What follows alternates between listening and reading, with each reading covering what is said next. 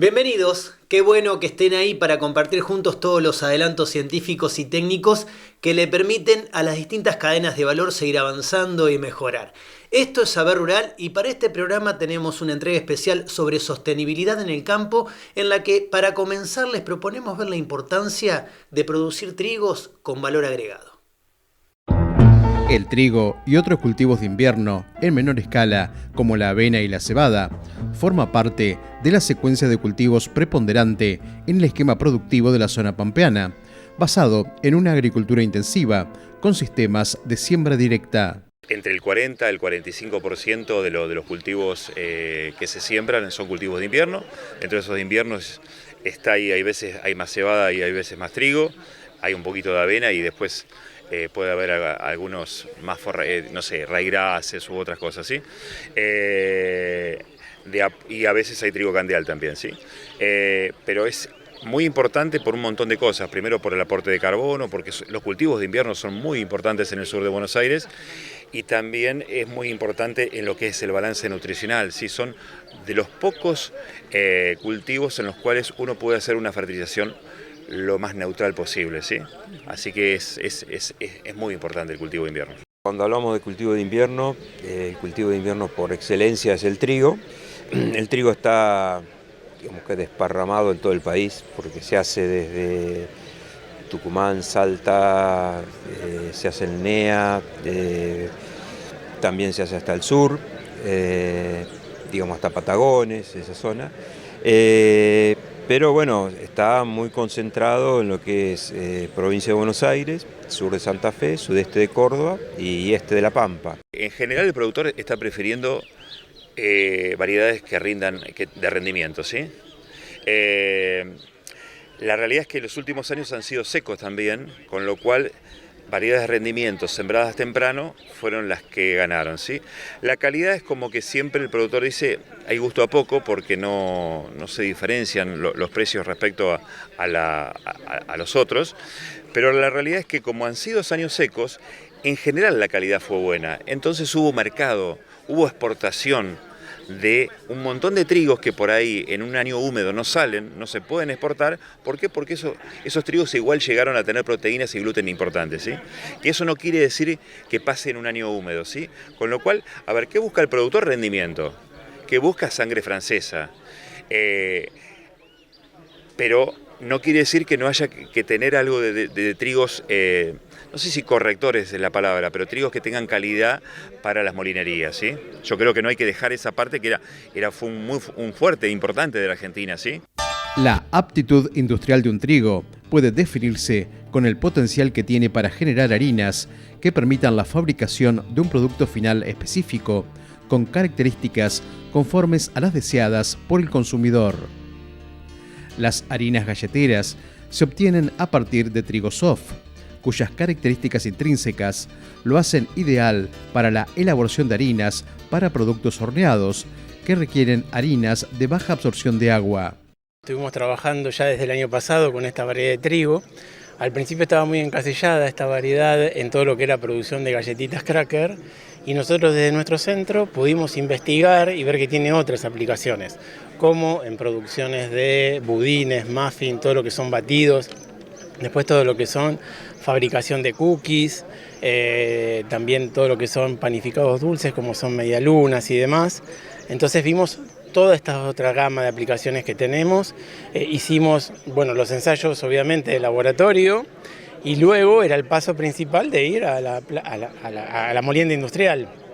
Entonces ahí fue que nos contactamos con el molino Molisud y hicimos una muy buena alianza con ellos también, o sea, entre BUC, nuestro centro, Molisud, que está representado por Cecilia Alves, que es la gerente general, y armamos la molienda industrial. Y con esa molienda salimos a hacer las pruebas en las industrias. Los trigos soft son trigos para hacer galletitas, básicamente, ¿sí?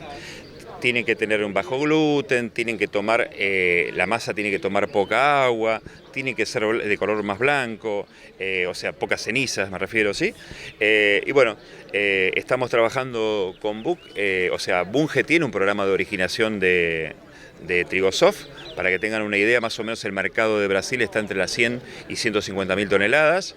La idea es desde Argentina poder aportar 1 o 2 barcos por año, con lo cual estamos originando trigo soft en Argentina y estamos trabajando principalmente con BUC para ver, digamos, materiales que sean competitivos con los trigos comunes, ¿sí?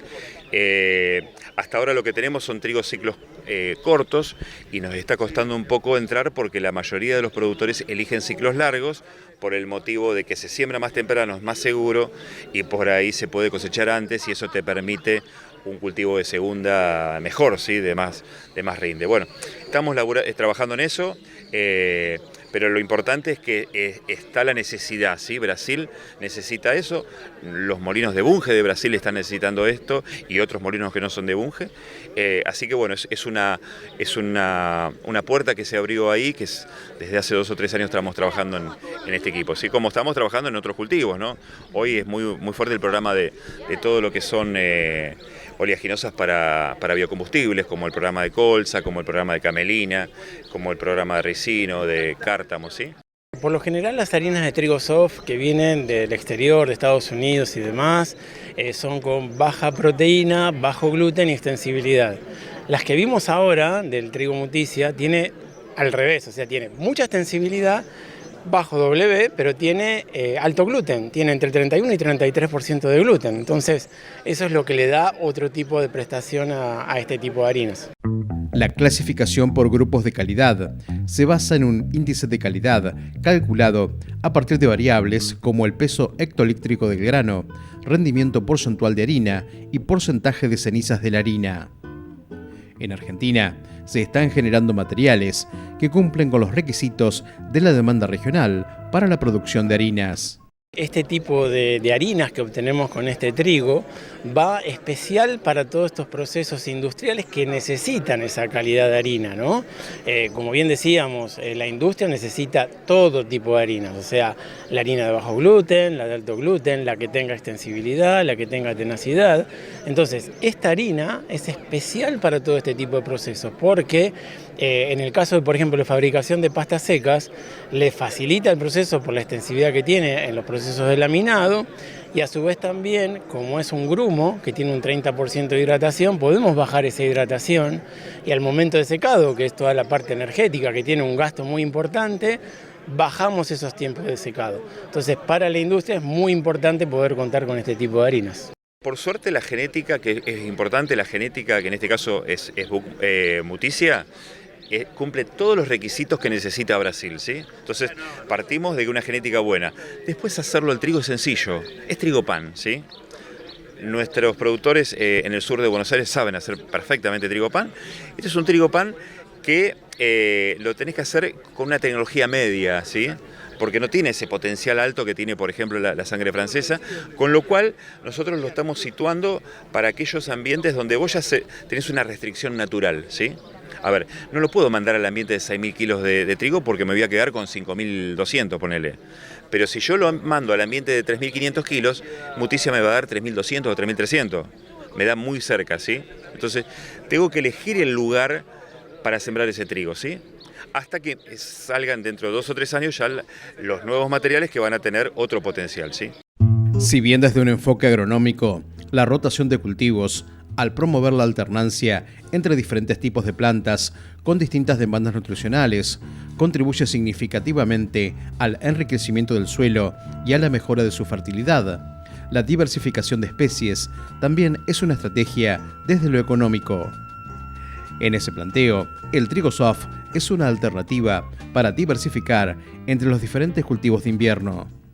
Está bueno que el productor tenga varios negocios, ¿sí? Yo creo que el productor argentino necesita tener 4 o 5 entradas, bueno, una puede ser la soja, una el maíz, pero tener 2 trigos o 3 trigos, porque también está el trigo candeal, tener cebada forrajera, cervecera, eso lo que hace es disminuir los riesgos que puede haber en el año, porque esto es un mercado internacional, ¿no? Y hay veces que se satura, hay veces que no, y tener otra alternativa puede ser una buena cosa. Y además algo que lo retiramos en cosecha, el productor ya no tiene que hacer el bolsón, se puede liquidar o no enseguida, o sea, tiene sus ventajas económicas también.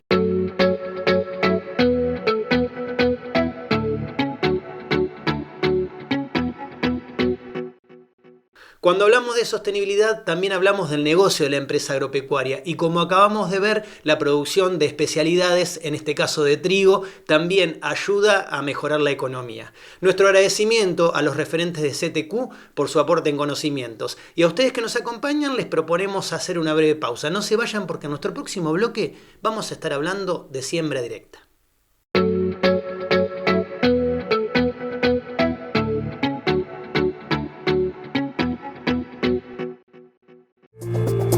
Centro Tecnoalimenticio Quequén. Innovación al servicio de la agroindustria. APRESID Regional Tandilia, hacia una producción eficiente y sustentable.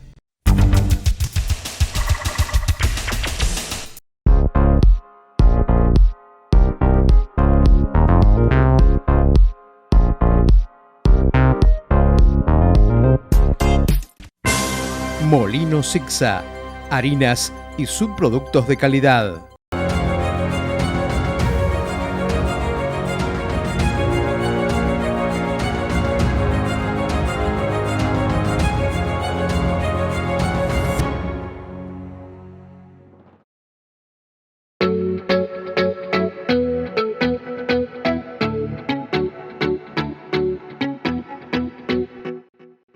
La respuesta de los suelos a la agricultura y a la producción es un tema que preocupa a los productores y por lo tanto interesa a los investigadores de la Facultad de Agronomía de la UNICEN. Es así que en el siguiente informe les contamos a qué se orientan sus líneas de investigación.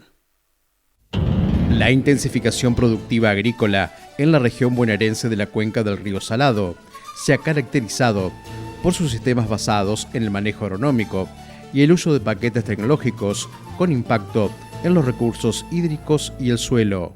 La siembra directa desde los años 90, 1992, de ahí para adelante fue creciendo constantemente, sin parar, ¿no? Con ese paquete de siembra directa, glifosato. Entonces, bueno, desde el punto de vista de los suelos, fue un combo que permitió en algunas zonas aliviar situaciones de erosión, y en nuestra zona fue también, en el proceso fue también abarcando e incrementándose.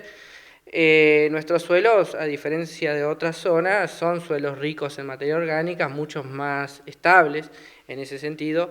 Entonces, bueno, pero más allá de eso fue adquiriendo relevancia y es el día de hoy que gran parte de la superficie de nuestra zona se hace bajo siembra directa. Vamos a un uso continuo de los suelos bajo agricultura, con unas aplicaciones de fertilizantes que van más de la mano de la economía o de la coyuntura económica que de las necesidades. La agricultura o la producción agropecuaria se ha dividido netamente en distintos actores o grupos, ¿no? Por un lado, ya el dueño de la tierra no siempre es el dueño del cultivo y pocas veces es el dueño de los equipos. Entonces ahí ya tenemos 3 o 4 actores que interactúan, no siempre con los mismos objetivos principales y bueno, muchas veces tienen que coordinarse. Fue positivo desde el punto de vista de que se logró cierta cobertura vegetal, mantener la humedad, por ahí romper ciertos ciclos que se venían dando de labranzas. Entonces eso fue positivo desde el punto de vista hídrico, de aprovechamiento del agua. Bueno, tuvo y tiene sus ventajas que son varias, ¿no? Y en la medida que nos abocamos a una zona particular, obviamente que esos beneficios se acentúan más o menos, ¿sí? Como tuvo beneficios, también, bueno, puede tener ciertas por ahí inconvenientes o causar ciertos inconvenientes, que puede ser la compactación, uno de ellos. También dependerá, por supuesto, de la intensidad agrícola, de la intensidad del uso de esa tierra, de la maquinaria que se utilice, del momento de los ciclos productivos, ¿sí? Entonces, en ese sentido, bueno, hay que saber discriminar y ubicar en qué lugar se está hablando, ¿no? La textura del suelo es la proporción en que se encuentran los 3 tipos de partículas que lo componen, arena, limo y arcilla, y su estructura indica cómo están arregladas estas partículas y otros compuestos.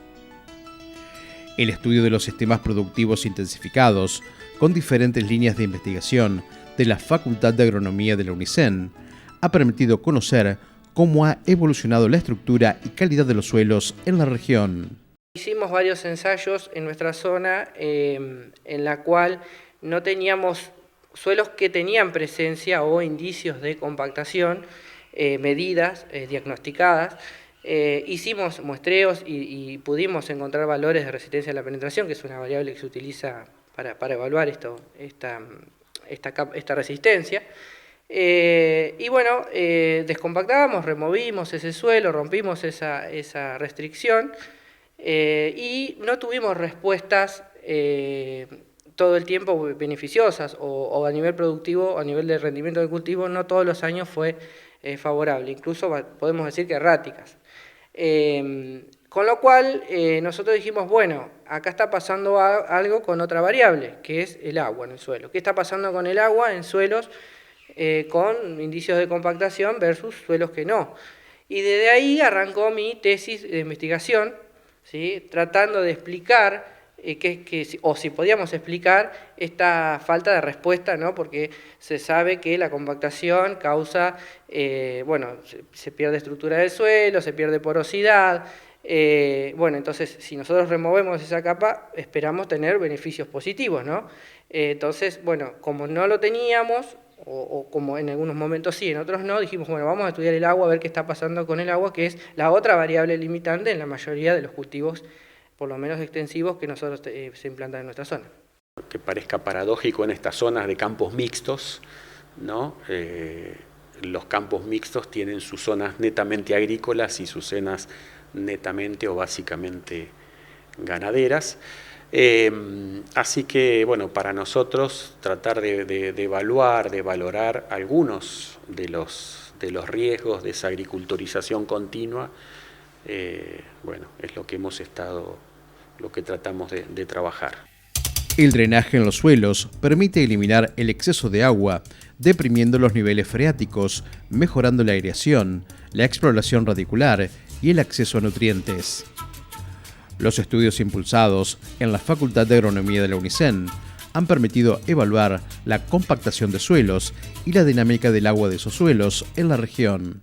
Nosotros observamos que cuando se realiza remoción, tenemos un mayor drenaje, o sea, el agua se acelera ese movimiento, lo que se conoce como flujos preferenciales, ¿sí? Del agua en el suelo. Entonces, muchas veces un mal diagnóstico de la compactación, o sea, capas restrictivas que realmente no son restrictivas, o sea, que no alcanzan valores que afecten los cultivos o que lo afecten en ciertas medidas, pueden hacer que se proceda a hacer una remoción y sea contraproducente, ¿sí? El agua que nosotros queremos que ingrese se nos pasa y la perdemos o va al acuífero, ¿sí? Entonces, lo que nosotros tenemos que rescatar de eso es que parte todo de un buen diagnóstico, es decir, remover acciones a partir de qué valores, cuándo, ¿sí? Porque puede ser contraproducente en ese sentido y bueno, podemos estar perdiendo agua que después ese cultivo no la va a tener, lógicamente. En general lo que vemos es un reacomodamiento de las partículas del suelo y tenemos algunos inconvenientes con respecto al limo, en la zona donde tenemos mucho limo, que en el partido de Coronel Suárez alrededor de 40%, 30, 40, 45% de limo, que se produce lo que nosotros llamamos un empaquetamiento del limo, que eso genera compactaciones en láminas a distintas profundidades del suelo, pueden ser más superficiales o un poco menos superficiales, pero esas compactaciones, porque el limo es una partícula, digamos, de que genera ese tipo de inconvenientes por su diámetro, por su tamaño, en conjunto con la arcilla, nos genera algunos problemas de compactación de suelo, que eso se ve traducido en raíces que tienen crecimientos desuniformes, raíces que se doblan o cultivos que les dificulta ingresar la raíz en profundidad. En estos suelos que estamos en la zona de Guaminí, que son 70-80% de arena, ese problema mucho no lo vemos porque bueno, los cultivos profundizan mucho más, si bien también hay problemas de compactación. agregar hoy la tecnología, mayor cantidad de insumos, todo eso puede llegar a enmascarar un posible problema dentro de un lote, pero no perder de vista que puede estar y que es acumulativa. ¿Sí? En la medida que se intensifique el tráfico agrícola y a su vez de la mano con mayor peso de la maquinaria, puede haber riesgos, ese suelo puede estar en riesgo, con lo cual se pueden tomar medidas preventivas, ¿sí? Tráfico controlado, rotación de cultivos, muchas cosas que se pueden hacer de manera de tratar de no llegar a tener que hacer una labranza vertical, que es una labor costosa y que se deben tener ciertos recaudos porque después de esa labor se puede llegar a recompactar ese suelo si después que se hace ese tratamiento se pisa o se hace un tráfico desmedido. Básicamente eso, ¿no? Hacer un buen diagnóstico y tener presente qué características propias del suelo, ¿sí?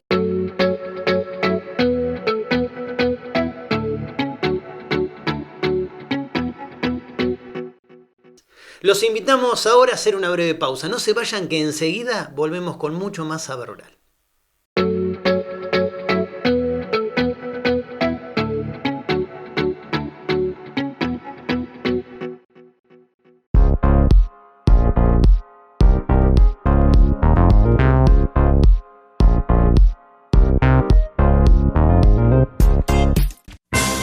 Molino Sicsa, harinas y subproductos de calidad.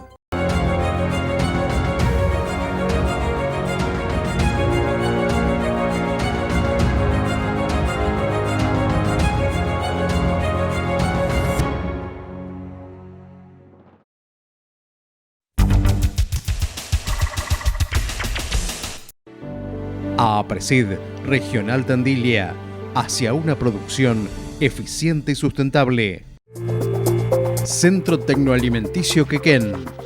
Innovación al servicio de la agroindustria.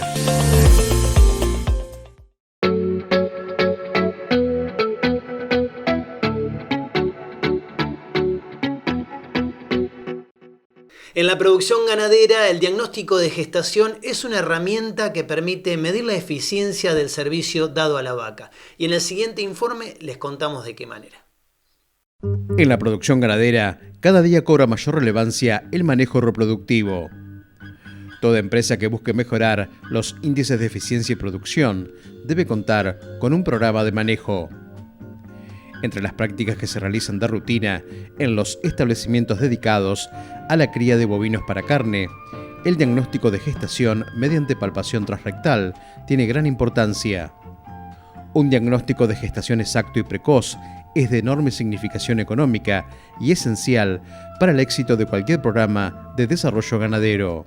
Lo que definimos más allá de la preñez, que es un dato, un indicador reproductivo sumamente importante, si está preñada o vacía, es definir también la calidad de la preñez. Digamos, si lo que buscamos justamente es tener una alta concentración de una cabeza de parición, y eso también me define de cómo hice las cosas en el servicio anterior, también el estado corporal en que ha llegado el animal, el control que hice sobre determinadas enfermedades que me afectan la preñez, así que... Y además tomamos, digamos, toda la información que se releva en ese momento, en este momento tan importante, es para tomar decisiones, ¿no? Más que nada, si uno por ahí no tiene buenos resultados, o el resultado de preñez esperado, bueno, es buscar cuál ha sido el motivo. Y eso, aquel que digamos que tenga este problema debe mirar a ver si, no sé, si el control de enfermedades venéreas, que te afectan obviamente el resultado de preñez o la calidad de esa preñez.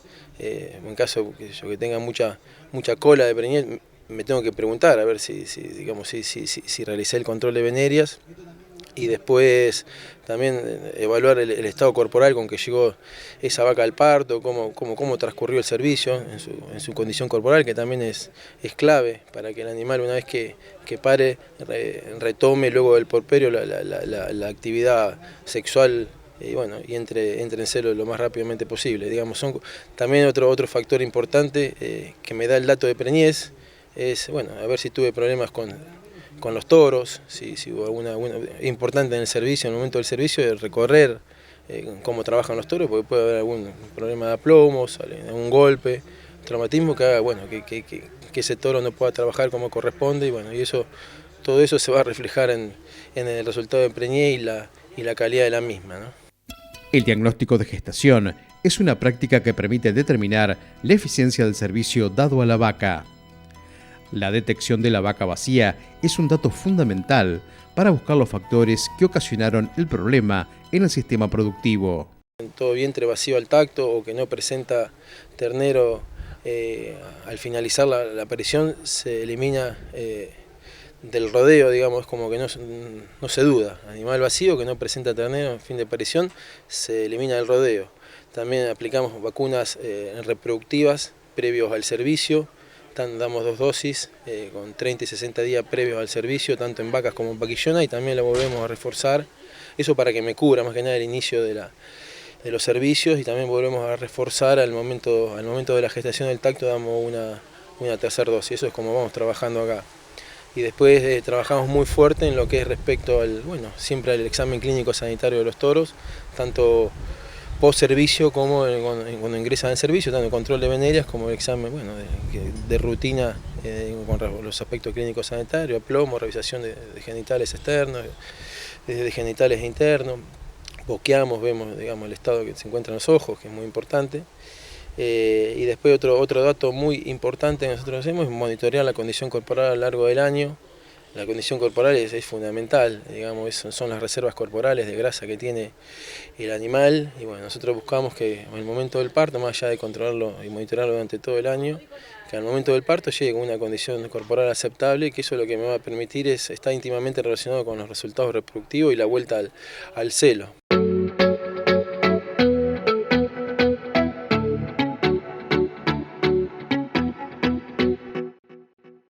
Amigos del campo, final de este programa especial sobre producción sostenible. Muchísimas gracias por habernos acompañado una vez más. Nos vamos hasta la próxima semana, cuando los estaremos esperando para compartir, como siempre, mucho más saber rural. Hasta entonces.